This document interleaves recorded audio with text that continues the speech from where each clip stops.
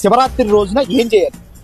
యాక్చువల్గా ఈ వీడియో నేను ఎప్పుడో చేయాలి, కాకపోతే ముందు చేస్తే మీరు మర్చిపోతారు కాబట్టి ఇన్ని రోజులు దగ్గరకు వచ్చాక చేస్తాను, ఇంకా వారం రోజులు ఉందనంగా. కాబట్టి ఈ వీడియోని సేవ్ చేసుకొని పెట్టుకోండి. శివరాత్రి రోజున ఏం చేయాలి ఇందులో లేమెన్కి అర్థమయ్యేలాగా క్లియర్ గా చెప్తా. ఈ శ్లోకాలు అవి చెప్పి నేను మిమ్మల్ని కన్ఫ్యూజ్ చేయను.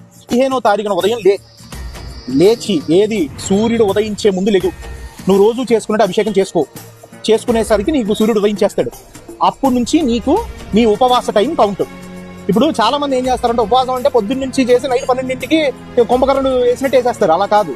హిందూ సాంప్రదాయంలో ఎప్పుడైనా సరే సన్ రైజ్ నుంచి నెక్స్ట్ డే సన్ రైజ్ వరకు కౌంట్ అవుతుంది. హెల్త్ ఇష్యూస్ ఉన్నవాళ్ళు, పెద్దవాళ్ళు, మన చాలా మంది పెద్దవాళ్ళు ఫాలో అవుతున్నారు. మన 50 ఏళ్ళు 60 ఏళ్ళు 40 ఏళ్ళు ఉన్నవాళ్ళు కూడా, వారు మీరు ఖచ్చితంగా పచ్చి మంచినీళ్ళు తాకుండా చేయమని నేను చెప్పను. ఈశ్వరుడు ఆయనకు తెలుసు ఎవడు ఎలా చేయాలి, ఎంతవరకు చేయగలడు, ఎవడి శక్తి సామర్థ్యాలు ఏంటని.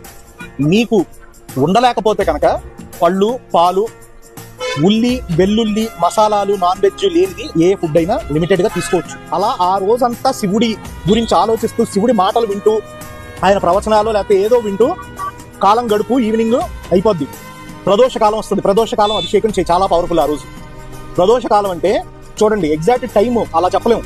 సన్సెట్ చూసుకోను గూగుల్లో ఏ టైం కుద్దో. సన్సెట్ కి 1.5 అవర్ ముందు, సన్సెట్ తర్వాత 1.5 అవర్ తర్వాత, ఇది ప్రదోష కాలం అంటారు. ఆ టైంలో అభిషేకం చేయి. శివుడి గురించి ధ్యానం చేసుకుంటావు, మెడిటేషన్